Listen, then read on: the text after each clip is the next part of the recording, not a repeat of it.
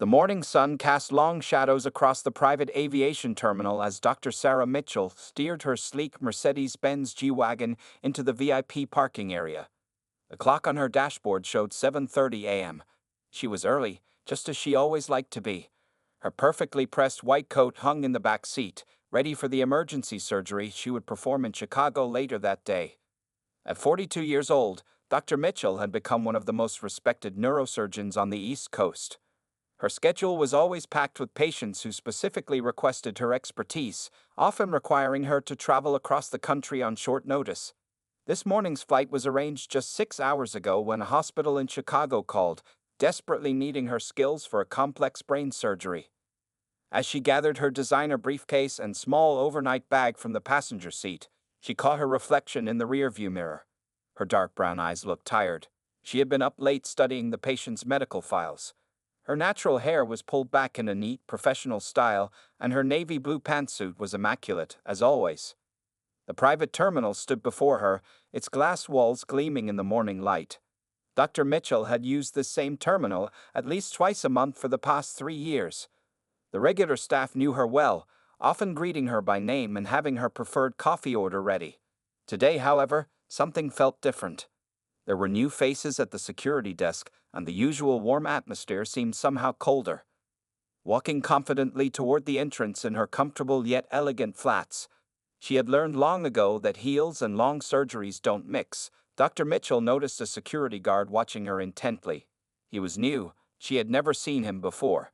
His name tag read Peterson, and his expression was one of suspicion rather than welcome.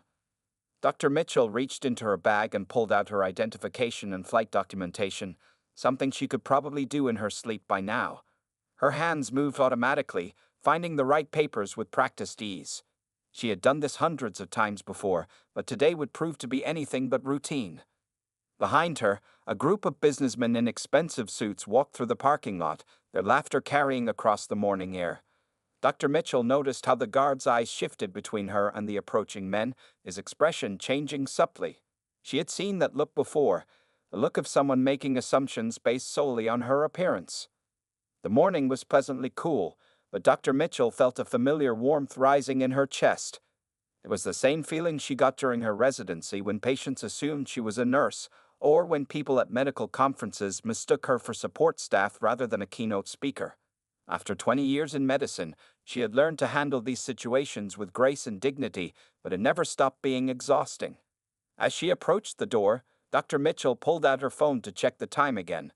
The surgery in Chicago was scheduled for 2:00 p.m., and every minute was precious.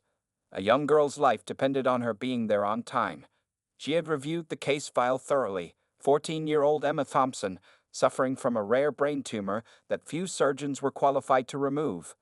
The girl's parents had specifically requested Dr. Mitchell after hearing about her groundbreaking surgical techniques. Just before reaching the entrance, Dr. Mitchell's phone buzzed with a text from her daughter Jasmine, who was away at college. "Good luck with the surgery today, Mom. Love you." A small smile crossed her face as she typed back a quick "love you too, sweetie." The message reminded her of why she pushed so hard, why she had worked her way up from a childhood in a small apartment above her mother's beauty salon to become one of the most sought-after neurosurgeons in the country. Taking a deep breath, Dr. Mitchell straightened her shoulders and walked toward the terminal doors. The security guard, Peterson, was already moving to intercept her, his hand raising in a stopping motion. In all her years of flying private, this would be the first time she'd faced such blatant discrimination at this terminal, but it wouldn't be the last challenge she'd overcome in her remarkable career. Little did she know, the next few minutes would spark a chain of events that would not only change her life, but would force an entire industry to confront its deep-seated biases. Security guard James Peterson stood with his feet planted firmly at the terminal entrance, his hands still raised in a stopping gesture. His crisp new uniform and shiny badge showed he took pride in his position, even though he had only been working at the private aviation terminal for 3 weeks.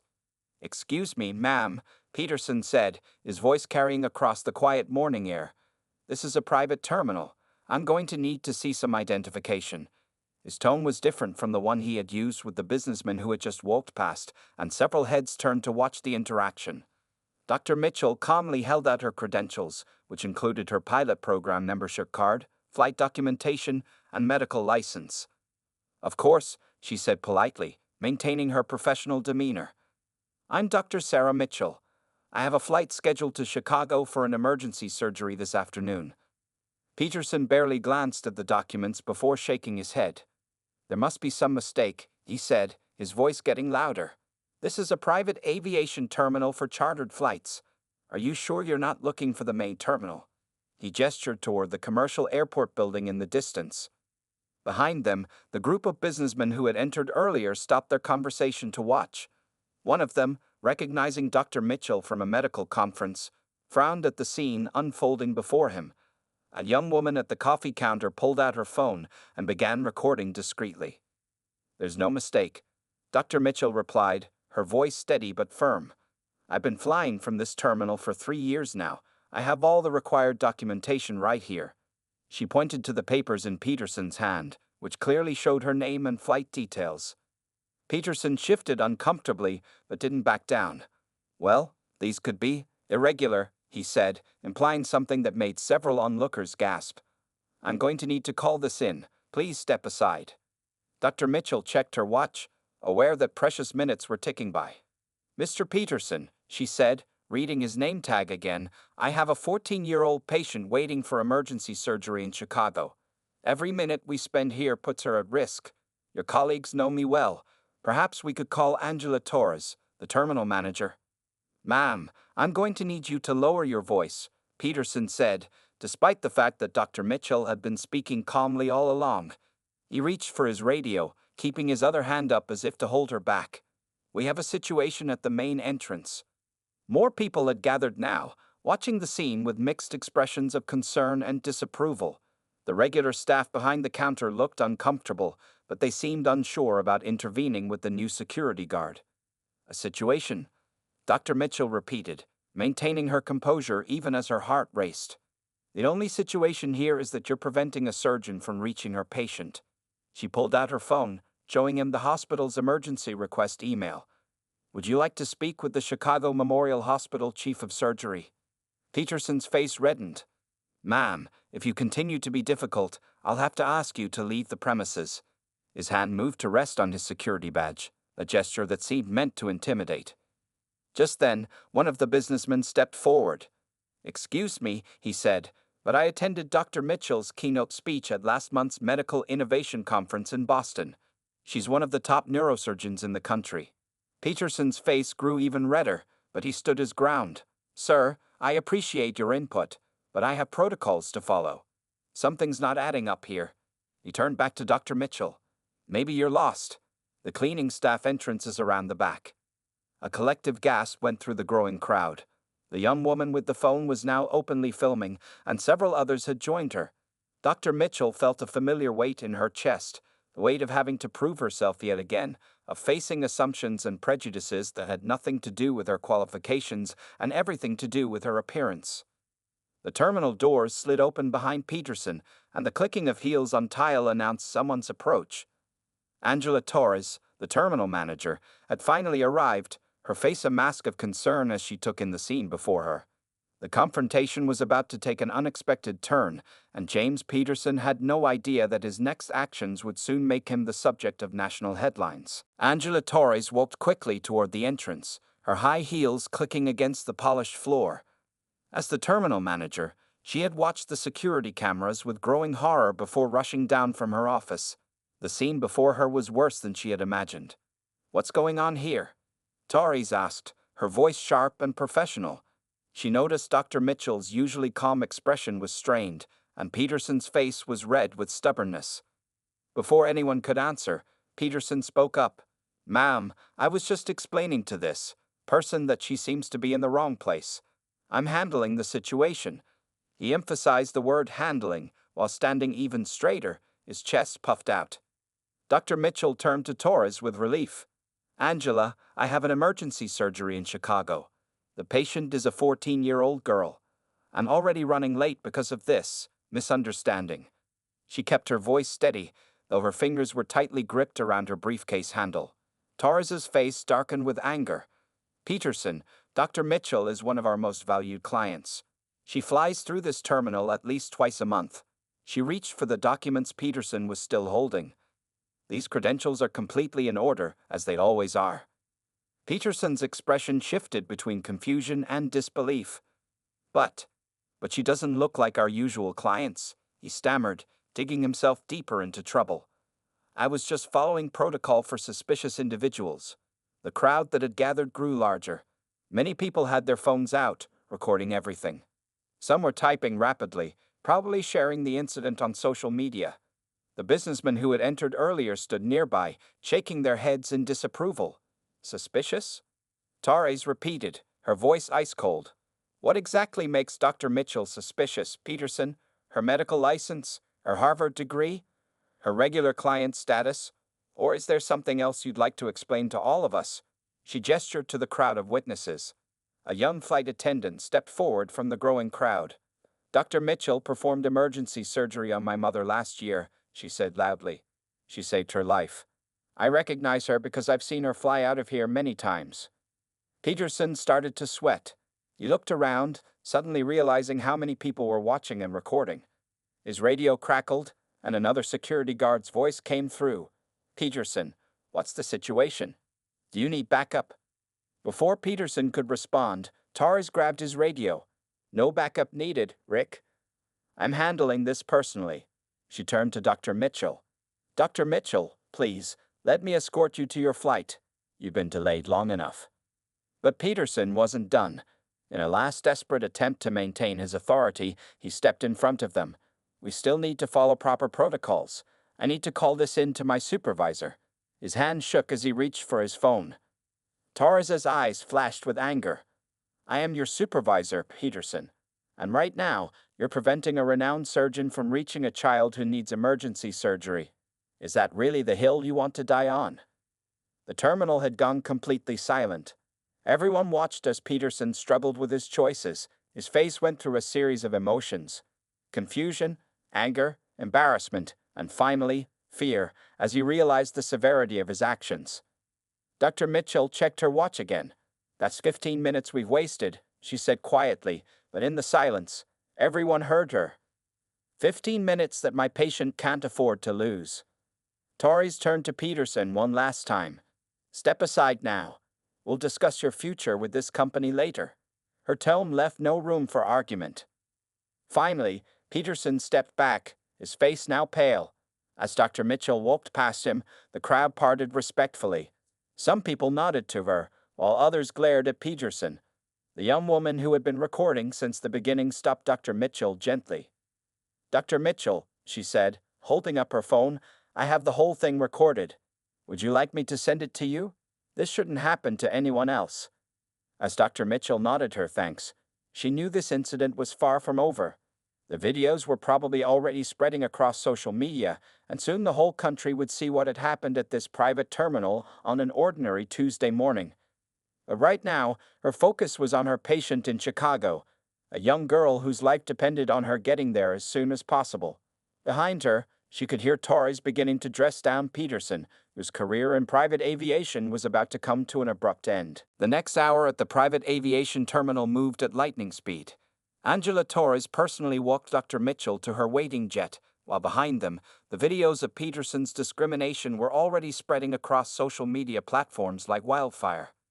I am so deeply sorry about this, Sarah, Torres said as they walked across the tarmac. The morning sun was higher now, making the white private jet gleam against the blue sky. In 15 years of managing this terminal, I've never been so embarrassed. Dr. Mitchell's phone kept buzzing with notifications.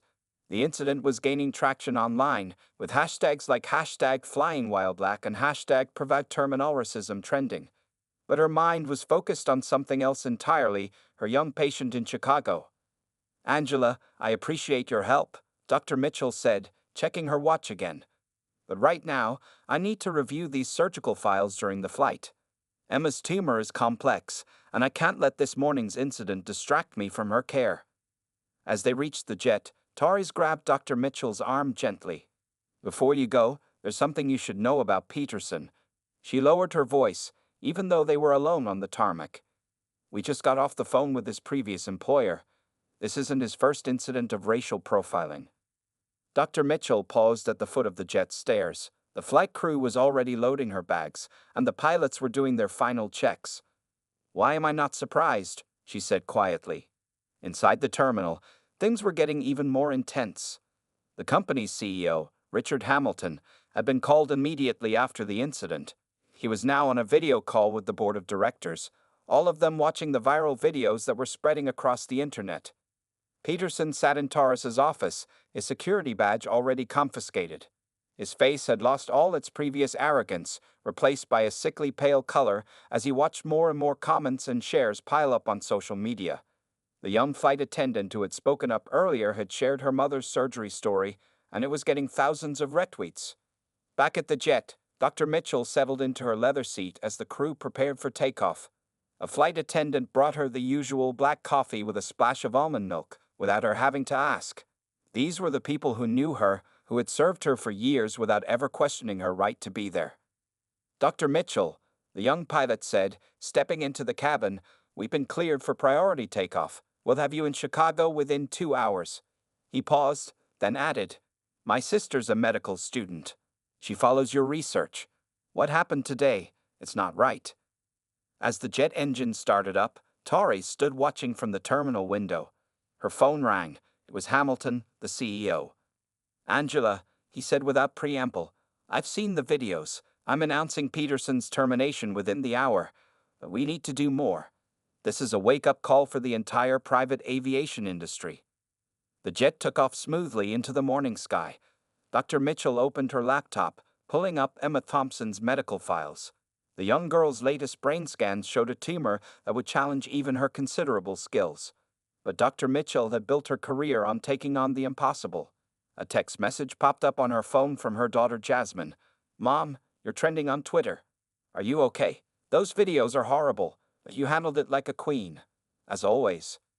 Dr. Mitchell smiled softly and typed back, "I'm fine, sweetheart. Focusing on saving lives, as always. Love you." In the terminal, Torres was already implementing changes. Security staff were being called in for an emergency meeting. New protocols were being drafted. The company's PR team was crafting statements. But more importantly, real conversations about bias and prejudice were finally happening in an industry that had ignored them for too long. As Dr. Mitchell's jet cruised at 40,000 feet, she thought about Emma, waiting in Chicago. She thought about her own daughter, growing up in a world that still needed to change. And she thought about all the other Dr. Mitchells out there, facing their own Petersons. This incident would lead to changes, she was sure. But right now, she had a life to save. She turned back to her medical files, leaving the drama of the morning behind as she focused on what she did best, being an exceptional surgeon, regardless of what anyone thought she looked like. While Dr. Mitchell's plane soared toward Chicago, the investigation into James Peterson's past began to uncover disturbing patterns. Angela Torres sat at her desk, scrolling through emails from Peterson's previous employers, each message revealing more troubling information. "This is worse than we thought," Torres said to CEO Richard Hamilton, who was still on video call. She ran her hand through her hair, stressed by what she was reading. Peterson was fired from 2 security jobs in the past year alone, both times for discriminatory behavior. Hamilton leaned closer to his camera. "Tell me everything," he said, his face serious on the screen. Torres could see other board members joining the call, their faces appearing in small boxes. "6 months ago, you worked at Mountain View Mall," Torres began, reading from her screen. "He was fired for repeatedly stopping and searching black shoppers without cause. Before that, he worked at Riverside Office Park. Same story, he kept demanding extra ID from minority professionals trying to enter their own offices." The board members exchanged worried looks. One of them, Patricia Chen, spoke up. "How did he get hired here?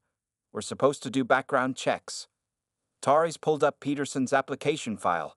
He only listed his first security job on his resume, from 3 years ago, and he used his former supervisor there as a reference. Turns out they're old friends. She sighed heavily. "We should have dug deeper." Meanwhile, in the terminal's break room, staff members were watching the viral videos of the incident. The young flight attendant who had spoken up about her mother's surgery was there, showing her coworkers older photos on her phone of Dr. Mitchell at the terminal. "Look," she said, pointing to a picture from last Christmas. Dr. Mitchell was here on December 25th, flying out for an emergency surgery. She missed Christmas with her family to save someone else's life, and Peterson treated her like she didn't belong here. Outside in the main terminal area, customers were talking about the incident too. The businessmen who had witnessed everything were still there, delayed by weather. One of them, Dr. James Wilson, was on his phone talking to a reporter. "Yes, I've known Dr. Mitchell professionally for years," he was saying. "She's presented at every major neurosurgery conference. Peterson's behavior was completely unacceptable. The whole medical community will be hearing about this." Back in her office, Torres was still uncovering more. She found complaints from Peterson's mall security days, dozens of them. Stories of him following black customers around stores, questioning their purchases, checking their receipts multiple times. There's more, Torres told Hamilton and the board. On social media, he's part of several problematic groups. She shared her screen, showing them Peterson's online activity. He's been posting discriminatory content for years. Hamilton's face turned grim. "We need to release a statement immediately. Not just about firing him, but about our complete failure in the hiring process. We need to own this mistake." Torres nodded, then opened another email that had just arrived. Her eyes widened as she read it. "Sir, you need to see this. A civil rights law firm is already reaching out. They've handled similar cases before. They say Peterson's behavior is part of a larger pattern in private aviation." The board members started talking all at once. This was bigger than one security guard at one terminal. This was about systemic issues in their industry that had been ignored for too long. In the terminal parking lot, Peterson was being escorted to his car by another security guard. His face was ashen as he checked his phone. The videos had gone viral. News websites were picking up the story. His name was everywhere. As he drove away, Peterson's radio was already reporting the incident. "Breaking news. Private aviation terminal faces backlash after security guards' discriminatory behavior toward prominent surgeon." Back in Torres's office, the CEO made a decision. "Angela, I want you to do a complete audit of our hiring practices, security protocols, everything. We're going to make sure nothing like this ever happens again." Torres looked out her window at the terminal. Dr. Mitchell's incident had cracked open a door that couldn't be closed again. Change was coming to private aviation, whether the industry was ready or not. "Yes, sir," she replied. "But first, I think we need to call Dr. Mitchell's office. When she lands in Chicago, she should know that we're not just firing Peterson, we're changing our entire system."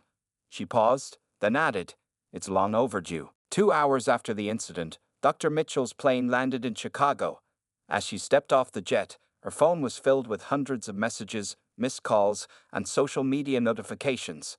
But her mind was focused on only one thing: 14-year-old Emma Thompson, waiting for her life-saving surgery. Meanwhile, back at the private terminal, CEO Richard Hamilton stood before a crowd of reporters. Camera lights flashed as he addressed the growing controversy. The company's response had to be swift and genuine. "This morning's incident was completely unacceptable," Hamilton began, his voice firm and clear. "We have already terminated Mr. Peterson's employment. But that's just the beginning. We failed in our hiring process, we failed in our training, and most importantly, we failed Dr. Mitchell." Inside the hospital in Chicago, Dr. Mitchell was already in surgical scrubs, studying Emma's latest scans. A nurse poked her head into the room. "Dr. Mitchell, CNN is trying to reach you. So are MSNBC and Fox News." "What should I tell them?" "Tell them I'm doing my job," Dr. Mitchell replied, not looking up from the scans. "A young girl's life is more important than their news cycle." Back at the terminal, social media was exploding with activity. The videos had been viewed millions of times. Celebrities were sharing them, adding their own experiences with discrimination. #DrMitchellStrong was trending nationwide. Hamilton continued his press conference, unveiling immediate changes. "Starting today, we're implementing mandatory bias training for all employees. We're creating a diversity and inclusion board. And we're hiring an independent firm to audit all our practices." In the terminal's main office, Angela Torres was on a conference call with other airport managers across the country. "This isn't just about our terminal," she explained. "This is an industry-wide problem. We need industry-wide solutions. The young flight attendant who had recorded the incident was being interviewed by a local news station. "Dr. Mitchell flies with us all the time," she said. "She's missed holidays with her family to save other people's lives. The way she was treated, it makes me ashamed of our industry." At the hospital, Dr. Mitchell was in the operating room, her skilled hands working to remove Emma's tumor. The OR staff had heard about the morning's incident, but right now, they were watching a master surgeon at work. Nothing else mattered. Back at the terminal, more stories were coming out. Other black professionals began sharing their experiences with private aviation.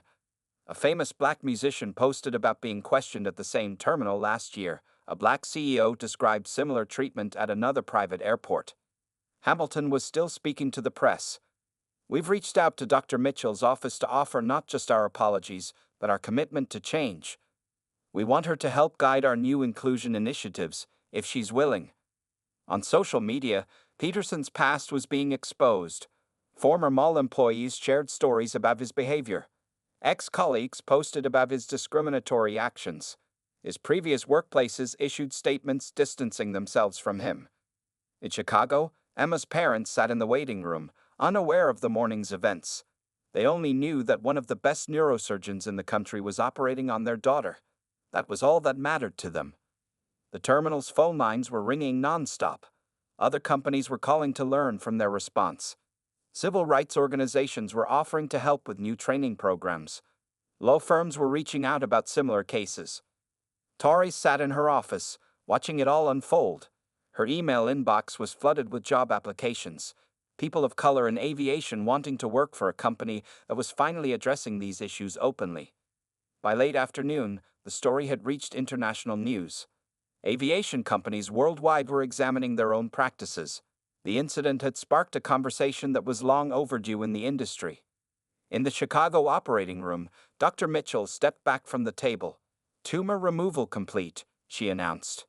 The OR erupted in quiet applause. Despite everything that had happened that morning, she had done what she did best: saved a life. As Emma was wheeled to recovery, Dr. Mitchell finally checked her phone. Among the thousands of messages was one from her daughter. "Mom, you didn't just change one life today. You're changing the whole system. I'm so proud of you." 1 week after the incident, Dr. Sarah Mitchell sat in her office at Boston General Hospital, looking at the invitation on her desk. The private aviation company wanted her to lead their new Diversity and Inclusion Advisory Board. Her story had become a catalyst for change, though that was never her intention. "Dr. Mitchell?" Her assistant poked her head in. "The company's CEO is on line one again, and Good Morning America called. They want you for tomorrow's show." Dr. Mitchell picked up her phone, but her eyes drifted to a card on her desk. It was from Emma Thompson's parents, thanking her for saving their daughter's life. That successful surgery meant more to her than any media attention. At the private terminal, things looked very different now. New signs welcomed all passengers in multiple languages. The security staff was more diverse, and every employee wore a badge that showed they'd completed bias training. Angela Torres had overseen all these changes personally.